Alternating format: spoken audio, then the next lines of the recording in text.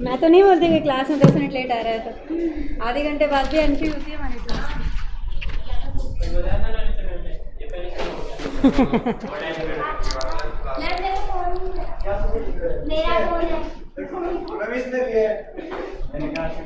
वापस कर दे भाई। उसका नाम ले रहा है।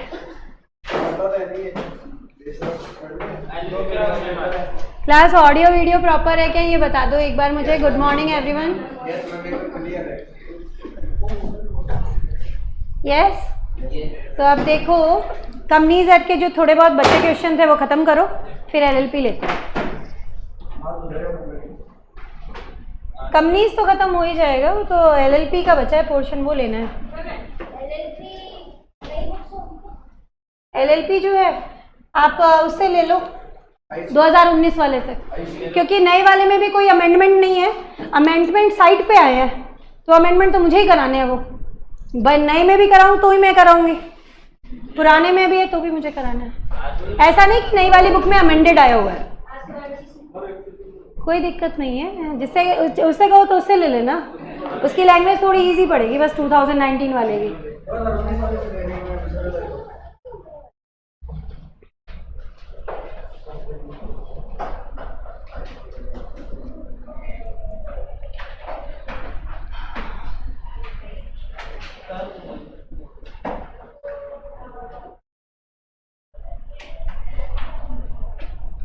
एक क्वेश्चन नंबर 1 लेने जा रहे हैं। पेज नंबर कौन सा अपना ये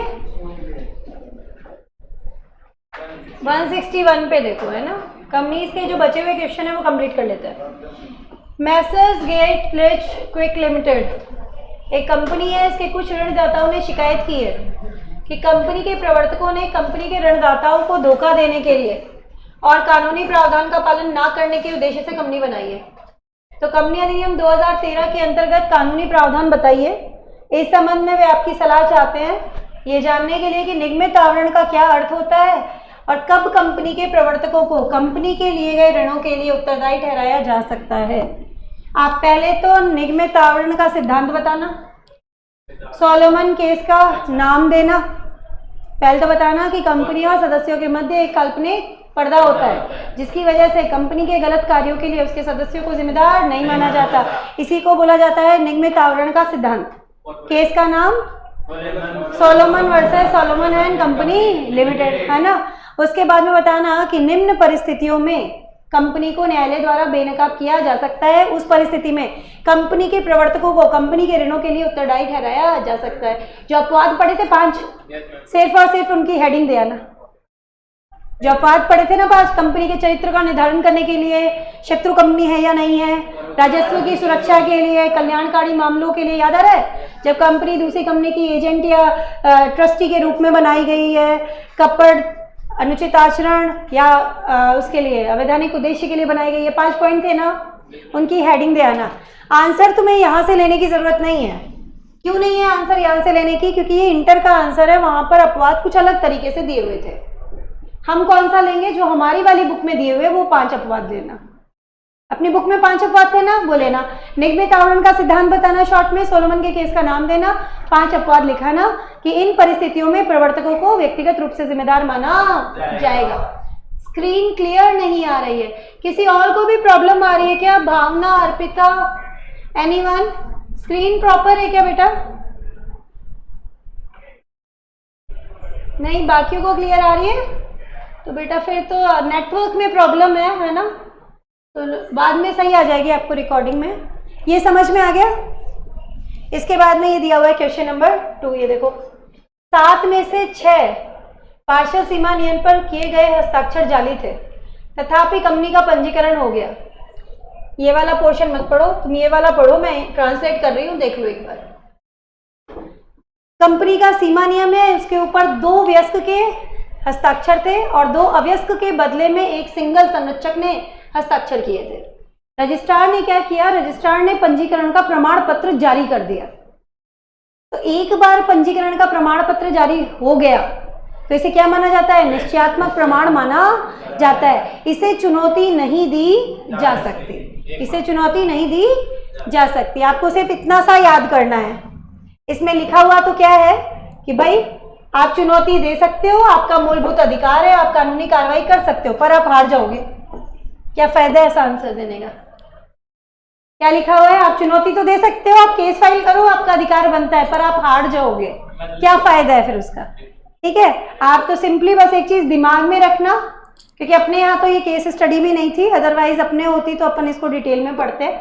आप सिर्फ एक ही चीज दिमाग में रखना कि अगर एक सीमा नियम के ऊपर 2 वयस्क के हस्ताक्षर है और 5 अवयस्क के लिए एक सिंगल संरक्षक ने हस्ताक्षर किए हैं और पंजीकरण का प्रमाण पत्र जारी हो गया, तो उसको चुनौती नहीं दी जा सकती। क्यों? क्योंकि पंजीकरण का प्रमाण पत्र निश्चयात्मक प्रमाण है कि सभी अनिवार्यताओं को पूरा कर लिया गया है। इसे सिर्फ एक ही स्थिति में आप चुनौती दे सकते हो, क्या? अवैधानिक उद्देश्य, जो कल पढ़ा था ना वो वाला।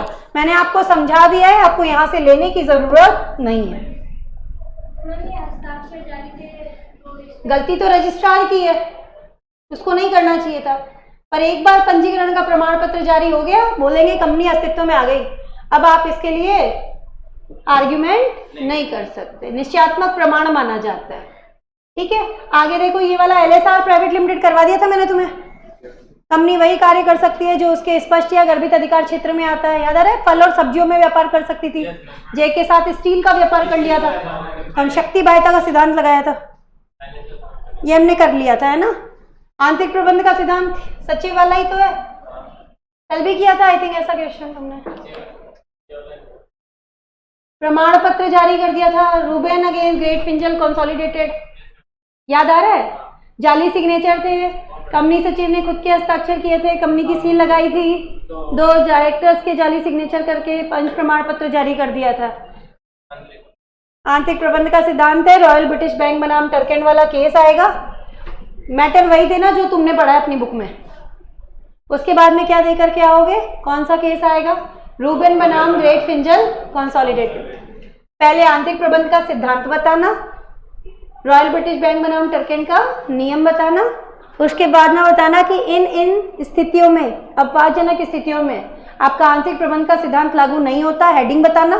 फिर डिस्क्राइब क्या करोगे? जालसाजी, 2 लाइनें ही है, वो बता देना और केस का नाम डालोगे, रूबेन बनाम ग्रेट फिंजल कंसोलिडेटेड। ये सेम आंसर है जो तुम्हारा वहां दिया हुआ था, कल भी कराया मैंने आपको ये सेम क्वेश्चन।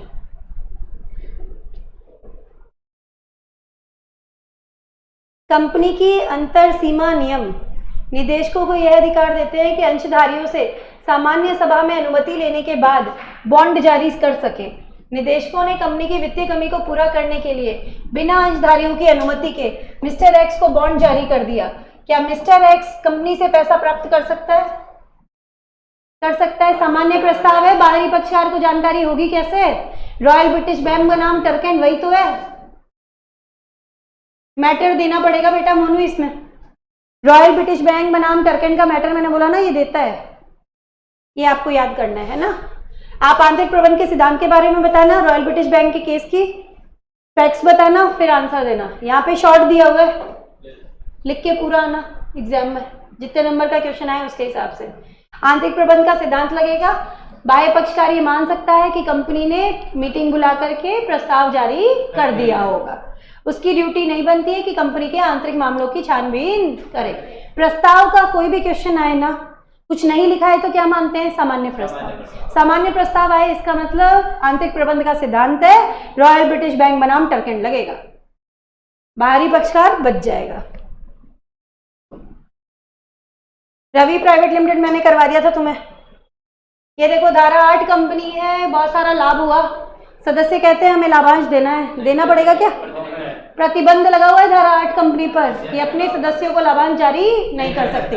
वही क्वेश्चन है इसमें, ये मैंने बताया था। धारा 8 कंपनी है और काफी अत्यधिक मुनाफा हुआ है, कुछ सदस्य चाहते हैं कि लाभांश दिया जाना चाहिए, वे आपस में सलाह मांगना चाहते हैं कि कंपनी अधिकतम कितना लाभांश घोषित कर सकती, कर ही नहीं सकती।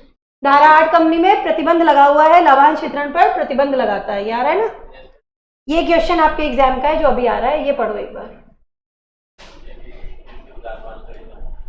एक्स ने मैसर एबीसी लिमिटेड से उधार पर माल खरीदा।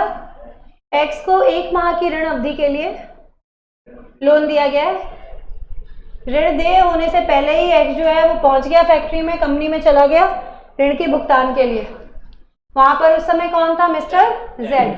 मिस्टर जेड मिले जो कि कंपनी के क्या है? फैक्ट्री के सुपरवाइजर है। मिस्टर जेड ने कहा कि अकाउंटेंट और कैशियर छुट्टी पे है, इसलिए वह राशि प्राप्त करने का अधिकारी है।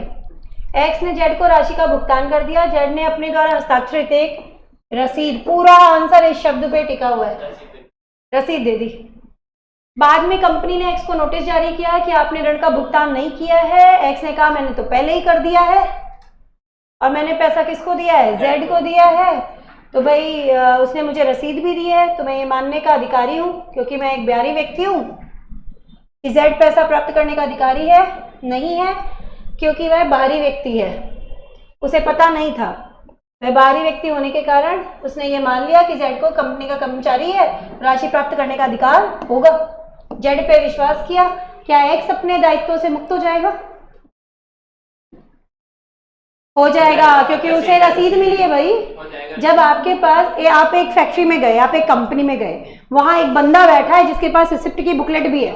उस समय कैशियर, अकाउंटेंट सारे के सारे छुट्टी पे हैं, अकेला बंदा बिजनेस संभाल रहा है उस समय, और उसके पास रिसिप्ट की बुकलेट भी है, और रसीद पे हस्ताक्षर करके दे रहा है। इससे ज्यादा प्रूफ क्या देखेगा बाहरी पक्षकार? आंतरिक प्रबंध का सिद्धांत लागू होगा, बाहरी पक्षकार बच जाएगा।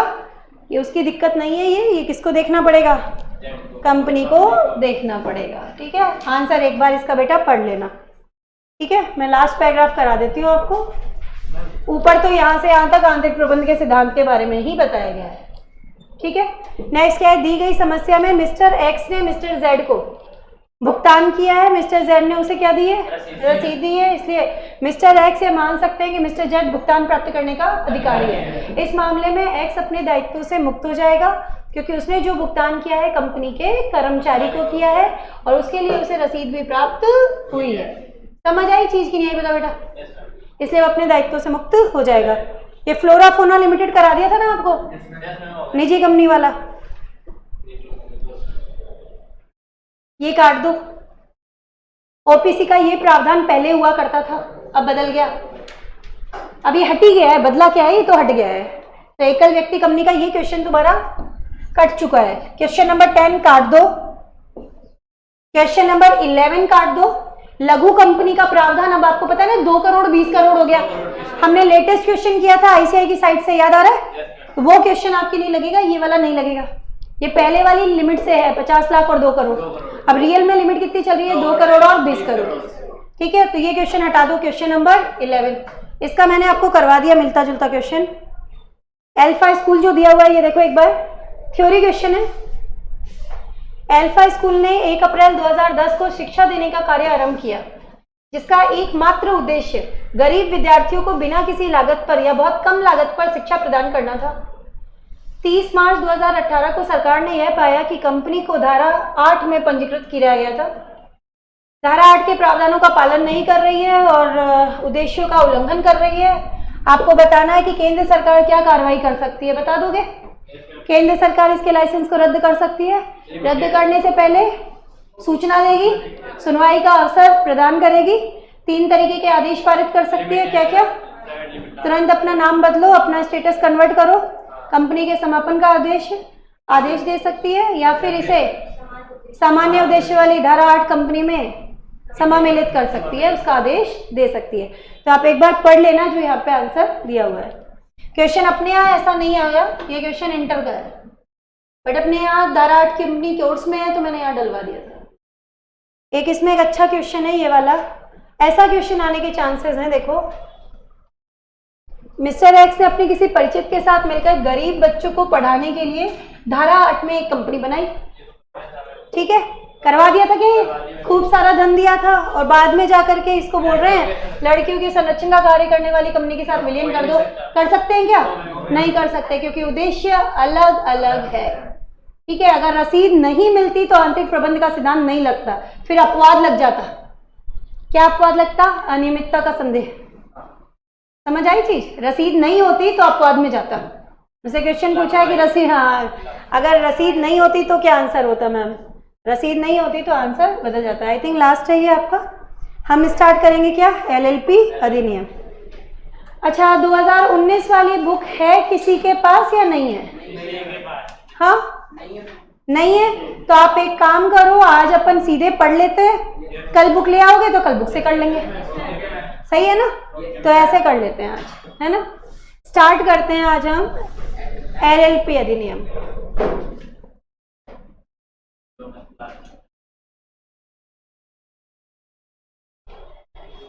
ये चेंज हो गया,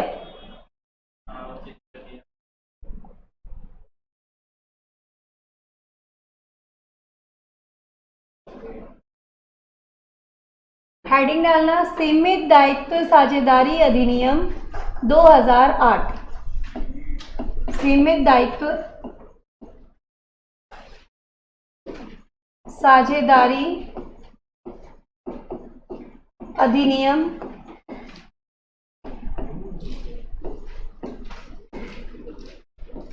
2008, ठीक है?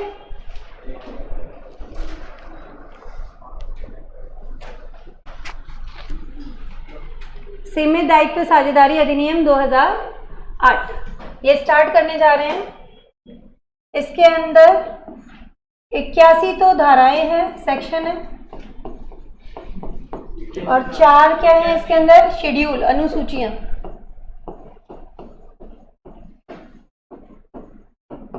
4 शेड्यूल्स हैं। 4 शेड्यूल कौन कौन से हैं? देखो,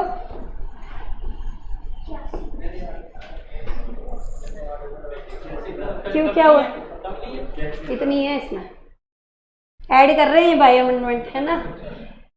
कितनी है? देखो इसके अंदर 4 शेड्यूल है। फर्स्ट शेड्यूल जो है उसके अंदर क्या बता रखा है? प्रथम अनुसूची जो है उसके अंदर बताया गया है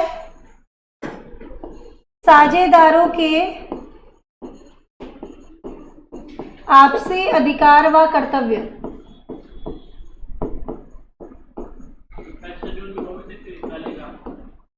क्या? ये LLP का शेड्यूल है, वो कंपनी अधिनियम का था। हाँ, साझेदारों के आपसी अधिकार व कर्तव्य LLP समझौते की अनुपस्थिति में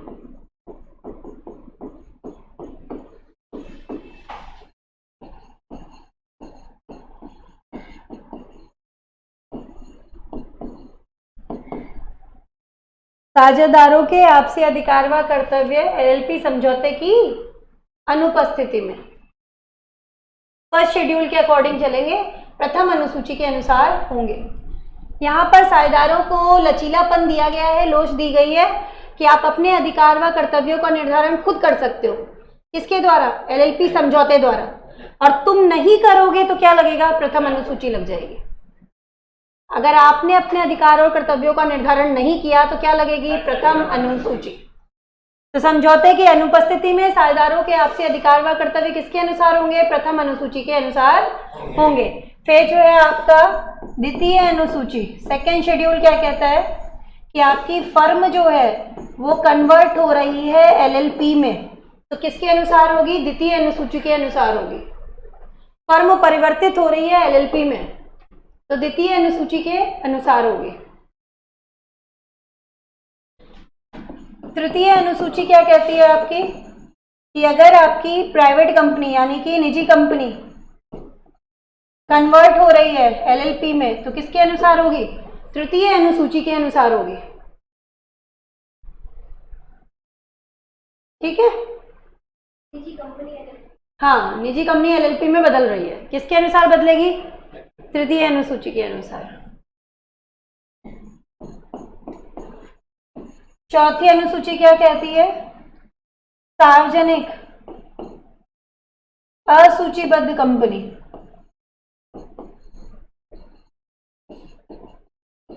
अनलिस्टेड पब्लिक कंपनी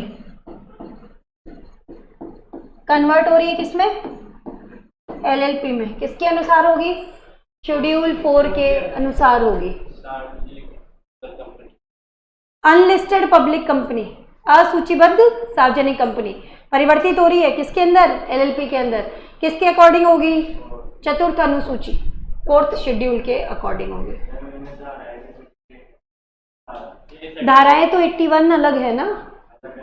नहीं, ये तो अनुसूचियां हैं, शेड्यूल है, फॉर्मेट दिए हुए होते हैं इसके अंदर। ठीक है। अब इसके अंदर देखो, प्रशासन की शक्ति उन्हीं को दी गई है जिसे कंपनी अधिनियम में दे रखी थी। कंपनी अधिनियम में किसके पास थी? आरओसी, रजिस्ट्रार ऑफ कंपनीज, और एक थी ministry of corporate affairs, MCA. उन दो के पास था ना। तो यहाँ पे भी प्रशासन की शक्ति किसके पास होगी? एडमिनिस्ट्रेटिव पावर प्रशासन कौन करेंगे? एक तो करेगा पंजीकरणकर्ता, रजिस्ट्रार ऑफ कंपनीज, और एक करेगी MCA, ministry of corporate affairs. इसमें भी पावर उन्हीं को दे रखी है जिन्हें कंपनी की पावर दे रखी थी। कंपनी अधिनियम में रूल्स कौन बनाता था? केंद्र सरकार। यहाँ पे भी नियम कौन बनाएंगे? केंद्र सरकार। तो नियम बनाए जाएंगे केंद्र सरकार द्वारा। नियम बनाएगी सेंट्रल गवर्नमेंट।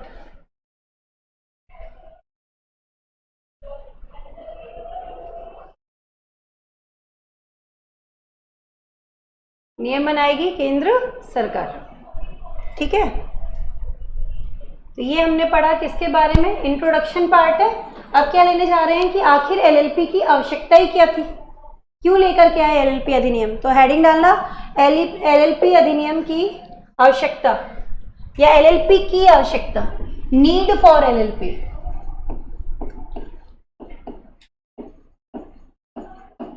कि आखिर एलएलपी की कॉन्सेप्ट को लॉन्च किया तो किया क्यों? पहले से भी तो कॉन्सेप्ट चल ही रही थी ना, फर्म चल रही थी, कंपनी चल रही थी, तो आखिर एलएलपी को लाने की जरूरत क्या थी, वो हम पढ़ने जा रहे हैं कि इसकी जरूरत ही क्या थी। इसके अंदर क्या जरूरत थी? सबसे पहली जरूरत तो ये थी भारतीय अर्थव्यवस्था की प्रगति के लिए।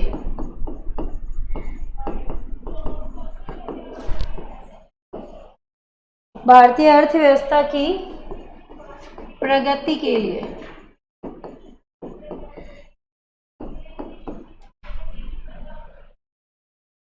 इंडियन इकोनॉमी की ग्रोथ के लिए।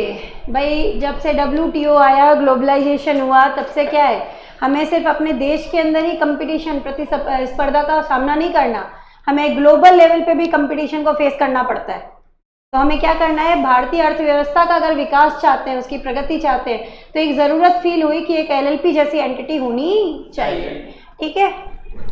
सेकंड, नया कॉर्पोरेट वर्ड को ये ऐसे ही कॉर्पोरेट ही लिख रखा है इन्होंने, हिंदी में लिख देते हैं बस कॉर्पोरेट स्वरूप। नया कॉर्पोरेट स्वरूप है। नया कॉर्पोरेट स्वरूप कैसे?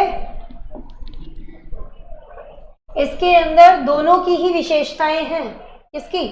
एक तरफ तो साझेदारी फर्म की तरह लचीलापन है, और दूसरी तरफ कंपनी की तरह सीमित दायित्व है। फर्म की तरह लचीलापन कैसे हुआ? साझेदार खुद के अधिकार व कर्तव्यों का निर्धारण खुद कर सकते हैं। किसके द्वारा? एलएलपी समझौते द्वारा। तो फर्म की तरह एलएलपी को क्या मिला? लचीलापन। और दूसरी तरफ कंपनी की तरह यहाँ पर क्या है? साझेदारों के दायित्व सीमित है। एक साझेदार गलत कार्य करता है तो इसके लिए दूसरे साझेदार जिम्मेदार नहीं होते। ये इसकी विशेषता है। तो नया कॉर्पोरेट स्वरूप है, एक तरीके से यह कंपनी और फर्म के गुणों का मिश्रण है, मिक्स है। कैसे? अगर आप ये नहीं चाहते कि कंपनी की तरह आपको बहुत सारी औपचारिकताओं का पालन करना पड़े, लीगल कंप्लायंस बहुत ज्यादा है कंपनी में, और दूसरी तरफ आप ये भी नहीं चाहते कि साझेदारी फर्म की तरह आपके साझेदारों के दायित्व असीमित हो, तो आप बीच का एक रास्ता है, आप एलएलपी बना सकते हो। नया कॉर्पोरेट स्वरूप इसलिए क्योंकि यह निगम निकाय के रूप में बनाई जाएगी, कॉर्पोरेट के रूप में बनाई जाएगी। कैसे बनाओगे? समामेलन द्वारा। जैसे कंपनी बनती है ना समामेलन द्वारा, कंपनी बॉडी कॉर्पोरेट है, ये भी क्या है? बॉडी कॉर्पोरेट है। तो नया कॉर्पोरेट स्वरूप है जिसमें फर्म की तरह तो आपके पास क्या है? लचीलापन मिलेगा आपको, फ्लेक्सिबिलिटी, और कंपनी के तरह दायित्व क्या होंगे? सीमित होंगे। साझेदारों के दायित्व सीमित होंगे। एक साझेदार गलत कार्य करता है तो उसके लिए बाकी साझेदार जिम्मेदार नहीं होते।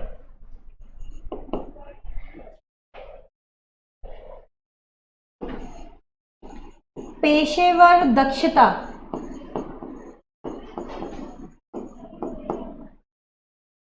व साहसिक पहल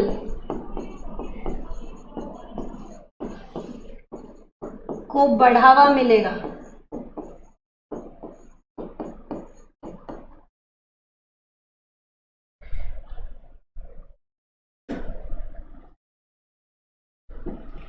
जिससे साझेदार क्या है,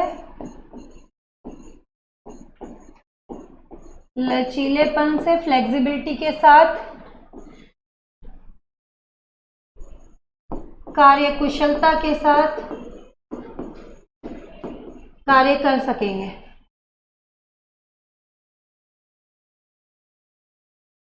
नव प्रवर्तन को भी बढ़ावा मिलेगा। नव प्रवर्तन मतलब नए आइडियाज को एनकरेजमेंट मिलेगा।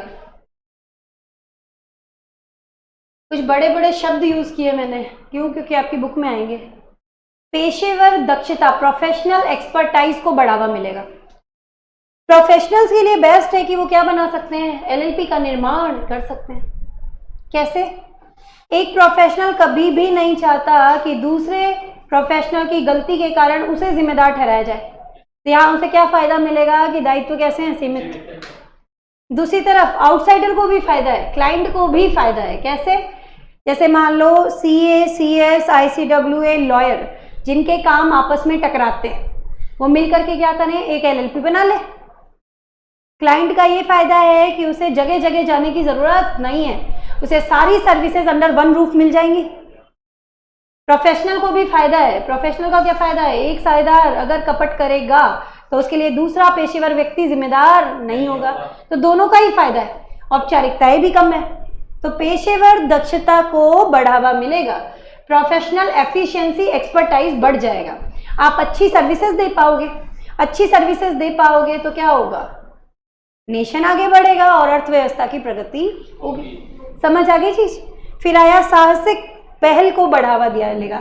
साहसिक पहल, वेंचर कैपिटल वर्ड सुना है? वेंचर कैपिटल, रिस्क कैपिटल, जो ऐसे आइडियाज में पैसे लगाते हैं जहां पर पहले से किसी ने पैसे नहीं लगाए, तो रिस्क कैपिटल होती है। लोग डरते हैं ऐसी जगह पैसा निवेश करने में कि हमारा पैसा डूब ना जाए, और कभी भी अपनी गलती से नुकसान हुआ तो फिर भी भुगत लेंगे, दूसरी की गलती से नुकसान हुआ तो कोई भी भुगतना नहीं चाहता। तो साहसिक पहल को बढ़ावा मिलेगा, इनोवेटिव आइडियाज को, न्यू आइडियाज सामने आएंगे, नव प्रवर्तन को बढ़ावा मिलेगा। लोग जो है हिचकिचाएंगे नहीं और वो एलएलपी का निर्माण कर सकते हैं। क्यों? क्योंकि यहाँ पर साझेदारों के दायित्व कैसे होंगे बेटा, सीमित होंगे। कार्य दक्षता बढ़ेगी, एफिशिएंसी बढ़ जाएगी, लचीलेपन के साथ कार्य कर पाओगे, नए आइडियाज को आगे प्रोत्साहन मिलेगा। तो ये हमारा आया पॉइंट नंबर 3। एलएलपी का वेटेज लिख लेना 5 मार्क्स। हर बार क्वेश्चन आता है 5 नंबर का, कंपलसरी में नहीं आता, वैसे आता है 5 नंबर का। एक में ही आएगा, एक सिंगल क्वेश्चन आएगा आपके एग्जाम में 5 नंबर का एलएलपी का। ठीक है, तो अभी हम आवश्यकता के बारे में पढ़ रहे हैं। हमने 3 पॉइंट पढ़े हैं, मैं आपको 5 पॉइंट में ही याद कराऊंगी ये चीज। ठीक है, कल को आए तो तुम आराम से लिख सको। 4th पॉइंट लिखना,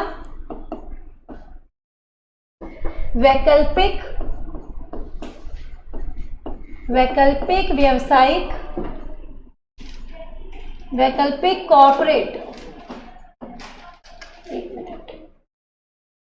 वैकल्पिक कॉर्पोरेट व्यावसायिक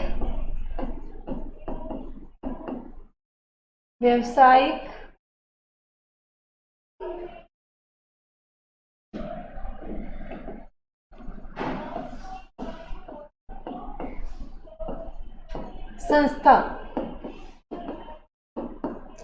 वैकल्पिक कॉर्पोरेट व्यावसायिक संस्था है। इंग्लिश में बोलते हैं अल्टरनेटिव कॉर्पोरेट बिजनेस व्हीकल। वैकल्पिक कॉर्पोरेट व्यावसायिक संगठन या व्यावसायिक संस्था। व्यावसायिक संस्था तो बेटा तुम्हारी कंपनी भी है और फर्म भी है, व्यवसाय करने के माध्यम ही तो है। इसको वैकल्पिक क्यों बोला? क्योंकि यह कंपनी और फर्म के बीच में एक विकल्प है।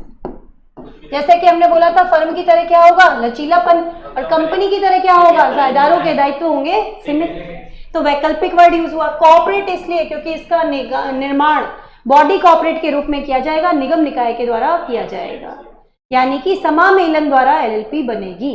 एलएलपी का भी पृथक वैधानिक अस्तित्व होगा, अविच्छिन्न उत्तराधिकार होगा, जैसे कि किसका होता है, कंपनी का। ये स्वयं के नाम से संपत्ति धारण कर पाएगी, लोन ले पाएगी, वाद प्रस्तुत कर पाएगी, इस पे वाद प्रस्तुत किया जा सकेगा। जो जो किसकी कैरेक्टरिस्टिक होती है निगम निकाय की, वो इसमें भी होती है, क्योंकि इसका निमाय किसके रूप में होगा, कॉर्पोरेट के रूप में होगा, मतलब समामेलित संस्था के रूप में इसका निर्माण किया जाएगा। क्लियर है क्या? यहां तक बताओ। बेस्ट किसके लिए है? 5th नंबर पॉइंट लिखना। यह सर्वश्रेष्ठ माध्यम है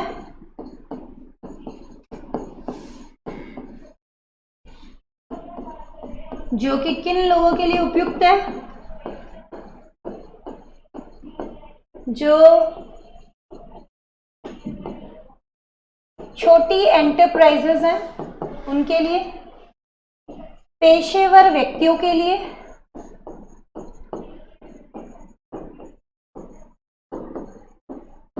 और जो वेंचर कैपिटलिस्ट होते हैं जिनकी हमने अभी बात की थी, जो रिस्क वाले आइडियाज में पैसा लगाते हैं उनके लिए, वेंचर कैपिटलिस्ट।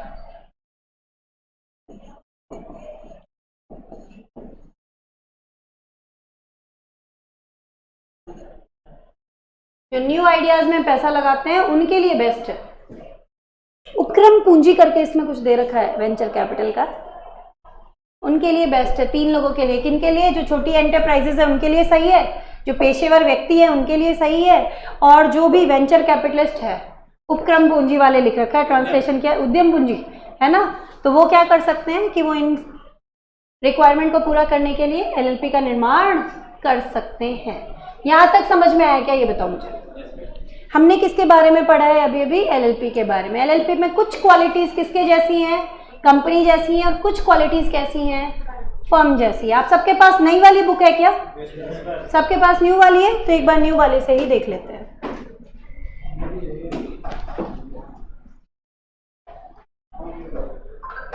थोड़ा सा लैंग्वेज में ऊपर नीचे होगा। जो मैंने शब्द यूज किए हैं वो आपको कहाँ मिल जाएंगे? जो आपकी 19 वाला एडिशन है ना बेटा, मेरे शब्द उससे मैच खाएंगे। इसमें हो सकता है थोड़ा सा ऊपर नीचे चले, भी मैंने इसकी लैंग्वेज देखी नहीं है एक्चुअली। नए वाले की देख लेते हैं। अभी मिलती जुलती सी होगी, ऐसा कोई खास चेंज नहीं आएगा। मैटर तो वही है क्योंकि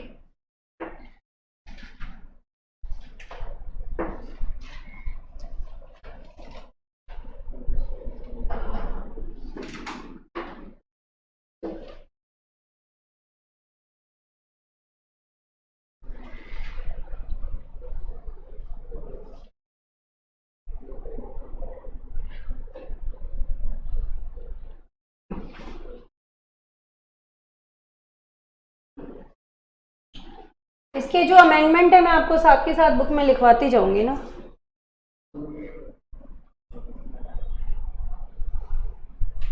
पूरे भारत में लागू होता है। जितना बोलूं उतना उतना अंडरलाइन करना एक बार, है ना।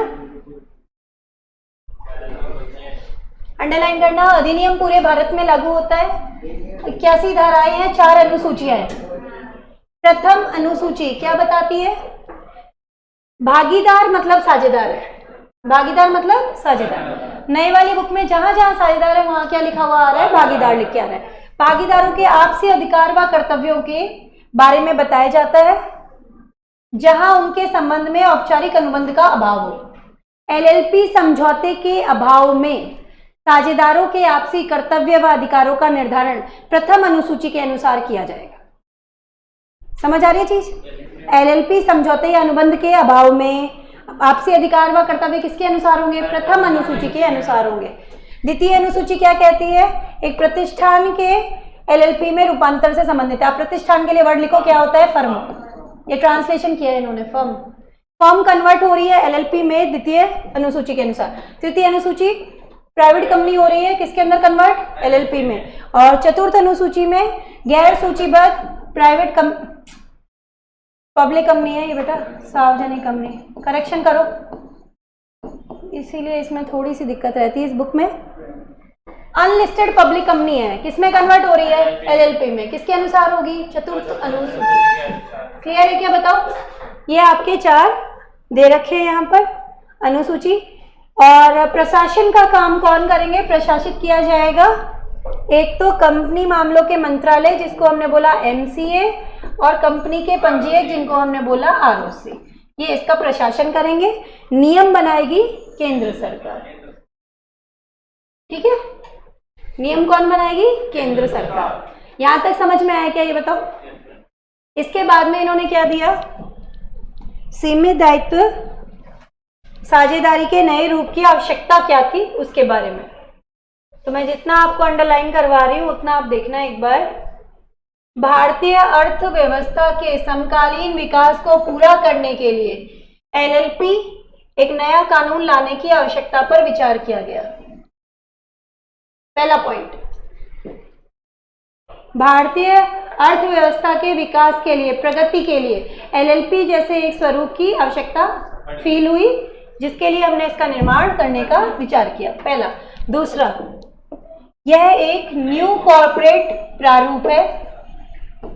इसकी आवश्यकता लगी थी जहां पर एक और तो असीमित देयता के साथ पारस्परिक साझेदारी का विकल्प प्रदान करेगा और दूसरी तौर कंपनी की कानून आधारित शासन संरचना प्रदान करेगा। सीमित देयता कंपनी की कानून आधारित शासन संरचना प्रदान करेगा, मतलब कुछ तो किसकी तरह होगी, फर्म जैसी, और कुछ कैसी होगी, कंपनी जैसी। ये हो गया तुम्हारा पॉइंट नंबर 2, नया कॉर्पोरेट स्वरूप है, प्रारूप है। तीसरा पॉइंट क्या कहता है, पेशेवर दक्षता। दक्षता का इन्होंने वर्ड लिया है विशेषज्ञता, एक ही बात है। उद्यमशीलता पहल, उद्यमशीलता पहल को पुरानी वाली बुक में लिख रखा था साहसिक पहल, नए आइडियाज में पैसा लगाना, न्यू आइडियाज में इन्वेस्ट करना, इनोवेटिव आइडियाज में को सक्षम करने में लचीले, अभिनव व कुशल तरीके से कार्य करने के लिए एलएलपी जो है वो आप बना सकते हो। दोबारा पढ़ के देख लो क्या कहना चाहता है। पेशेवर दक्षता उद्यमशीलता पहल को बढ़ावा देगी, लचीले, अनुभव वर्ड होना चाहिए था, इन्होंने अभिनव वर्ड लिखा है, अनुभव होना चाहिए, और कुशल तरीके से गठबंधन संगठन संचालित करने के लिए एलएलपी अधिनियम पारित किया गया।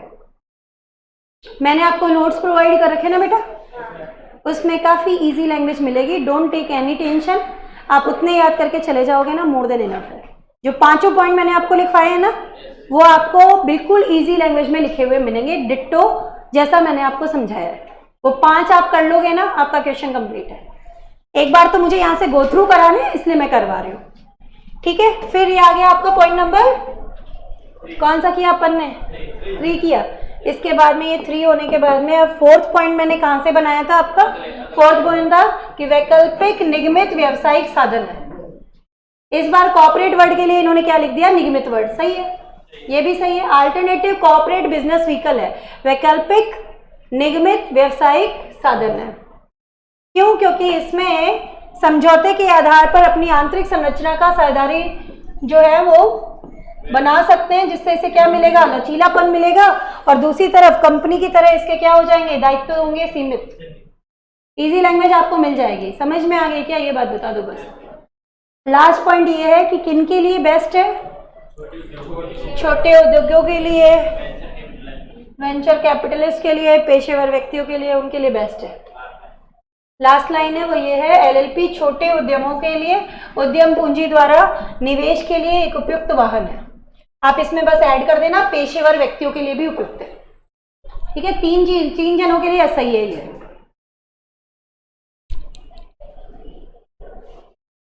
जो 5 पॉइंट आपको याद करने हैं ना, आपके नोट्स में दिए हुए हैं, हाँ बिल्कुल लिख सकते हो आप, वही लिखाना, बेस्ट भी वही है, क्योंकि यहाँ टूटी फूटी लैंग्वेज मिलेगी, समझा मैंने दिया क्योंकि अभी हमारे पास थे नहीं। बाकी आप क्या कर सकते हो, एग्जैक्टली वहां से भी ले सकते हो, उसमें कोई दिक्कत आपको नहीं आएगी। क्या हुआ, लाइट गई? इसके बाद में बेटा इसके अंदर आ रहा है सीमित दायित्व भागीदारी, अर्थ तथा संकल्पना, मीनिंग और कॉन्सेप्ट। मीनिंग और कॉन्सेप्ट, एक चार्ट मिलेगा, देखो यहाँ ये चार्ट बनाया हुआ है, यही चार्ट समझ लेंगे ना तो इन्हीं को लिख करके इसने क्या किया है, पैराग्राफ बनाया है। क्या दिया हुआ है देखो, new form of legal business entity, मतलब एक नई तरीके की व्यावसायिक इकाई है जहां पर क्या होगा, साझेदारों के दायित्व सीमित हो। पृथक वैधानिक अस्तित्व है किसका, सीमित दायित्व साझेदारी का, पृथक वैधानिक अस्तित्व होगा। अल्टरनेटिव कॉर्पोरेट बिजनेस व्हीकल, वैकल्पिक निगमित व्यावसायिक संस्था है या साधन, पढ़ा था ना कि क्योंकि कुछ इसकी क्वालिटीज किसकी तरह होंगी, कंपनी की तरह, और कुछ किसकी तरह होंगी, फर्म के लिए। यहाँ पर मिलेगा साझेदारों को की तरह, साझेदारी फर्म की तरह फ्लेक्सिबिलिटी यानी कि लचीलापन।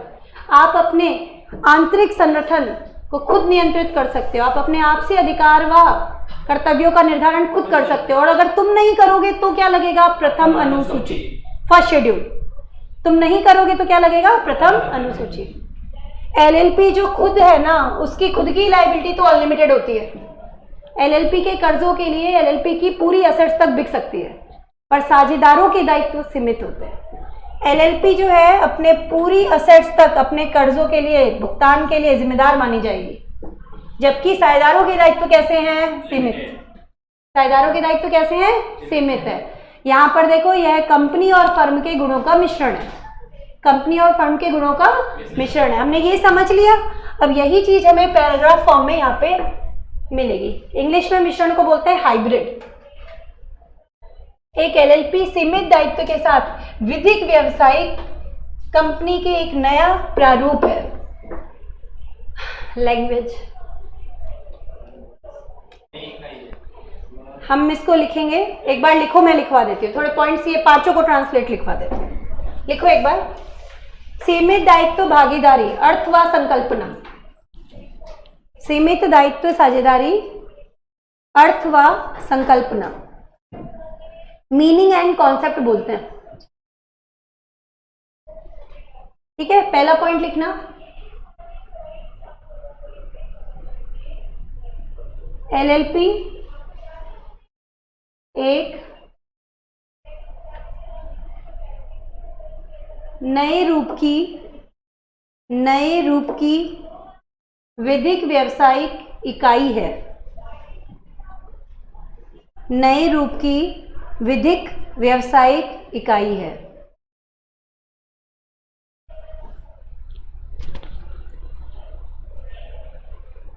जहां साझेदारों के दायित्व सीमित होते हैं।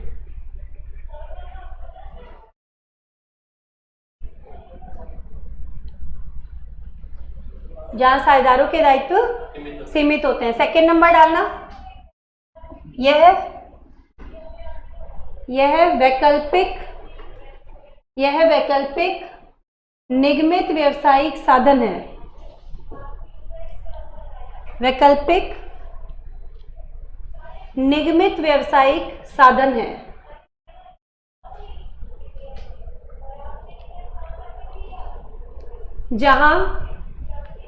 जहां साझेदारों के दायित्व सीमित होते हैं। साझेदारों के दायित्व सीमित होते हैं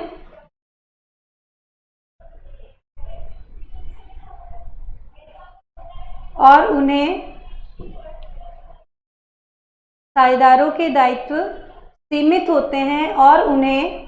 अपना आंतरिक ढांचा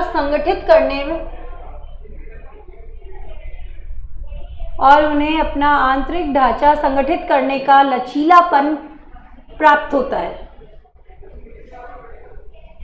आंतरिक ढांचा संगठित करने का लचीलापन प्राप्त होता है। फ्लेक्सिबिलिटी भी है और लायबिलिटी भी लिमिटेड है। ठीक है, नेक्स्ट लिखना, एलएलपी का पृथक वैधानिक अस्तित्व है। एलएलपी का पृथक वैधानिक अस्तित्व है। एलएलपी स्वयं अपने ऋणों के भुगतान के लिए उत्तरदायी होगी। एलएलपी स्वयं अपने ऋणों के भुगतान के लिए उत्तरदायी होगी। नेक्स्ट पॉइंट लिखना, साझेदारों के दायित्व सीमित होते हैं। साझेदारों के दायित्व सीमित होते हैं।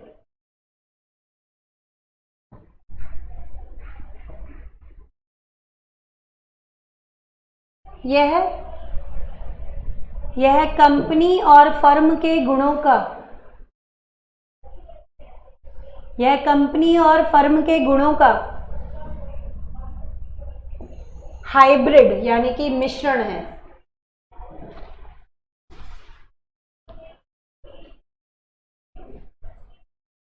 कंपनी व फर्म के गुणों का हाइब्रिड यानी कि मिश्रण है। लिख लोगे? बोलो। करवा दी मैंने, इसकी पॉइंटिंग करवा दी, इतने कर लो बहुत है तुम्हारे लिए। पूरा चार्ट हमारा कवर हो गया और इन पॉइंट्स को हमने इजी वे में लिख लिया। आगे क्या आ रहा है अब इसके अंदर देखो, निगमित निकाय, बॉडी कॉर्पोरेट वर्ड होता है ना, उसकी परिभाषा आ रही है। बॉडी कॉर्पोरेट, निगमित निकाय। एलएलपी भी है बॉडी कॉर्पोरेट, कंपनी भी बॉडी कॉर्पोरेट है, ठीक है। इसकी परिभाषा करने जा रहे हैं हम। थोड़ा चेंज आया। चेंज क्या आया है? ये धारा 3 लिखी हुई है ना कंपनी अधिनियम 1956 की, आपको पता है अब कंपनी अधिनियम आ गया 2013, उसकी धारा कौन सी है? 220, ठीक है। तो अब किसको इसमें अंतर आ गया? कंपनी अधिनियम 2013 की धारा 220, ये अमेंडमेंट है एक। तो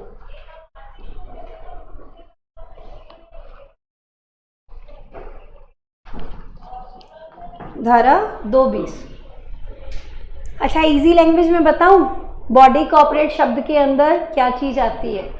बॉडी कॉर्पोरेट शब्द के अंदर 2 चीजें आती हैं, एक तो एलएलपी और एक कंपनी।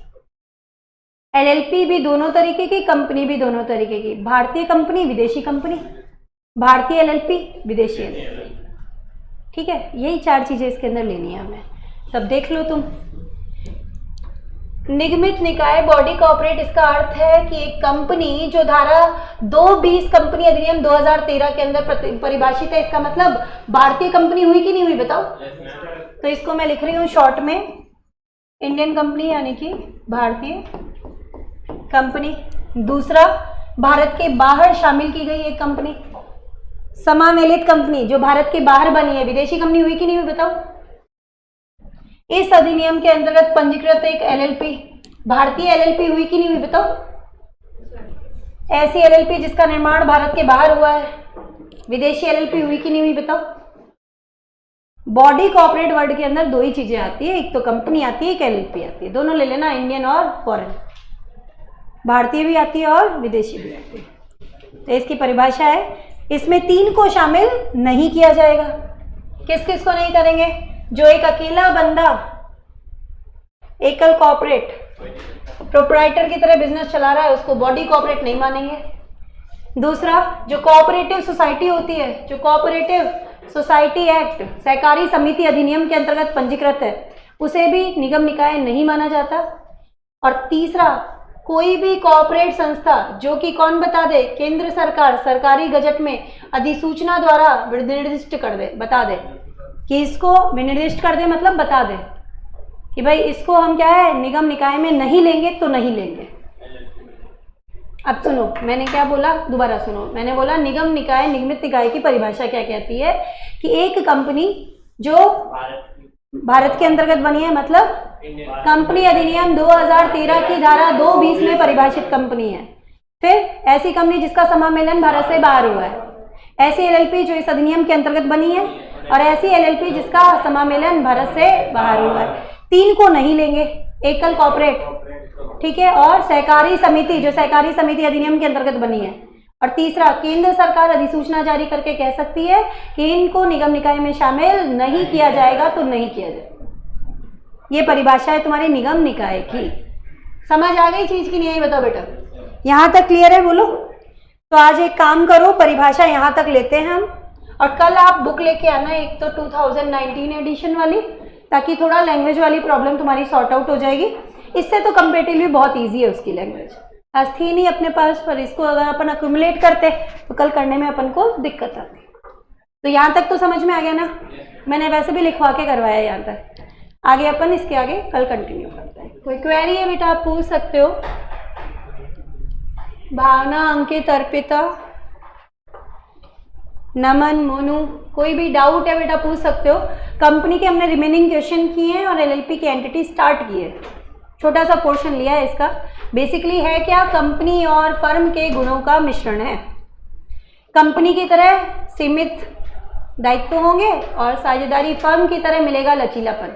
अपने आंतरिक ढांचे का संगठन खुद कर सकते हो, अधिकार व कर्तव्य खुद निर्धारित कर सकते हो। तुम नहीं करोगे तो प्रथम अनुसूची लगेगी, फर्स्ट शेड्यूल, है ना। केस स्टडी आज तक बेटा इसमें एक भी नहीं है, केस स्टडी नहीं है, थ्योरी टॉपिक है।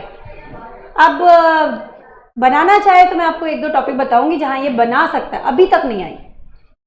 एक टॉपिक आता है निर्देश साझेदार जहां केस स्टडी बन सकती है, वो मैं आइडिया दूँ, अभी तक आई एक भी नहीं है। अभी तक तो हमेशा थ्योरी क्वेश्चन आया है 5 मार्क्स का, तो इसमें हमारे पास कोई केस स्टडी नहीं है, आपकी बुक में भी नहीं मिलेगी आपको एमसीसी वाले में।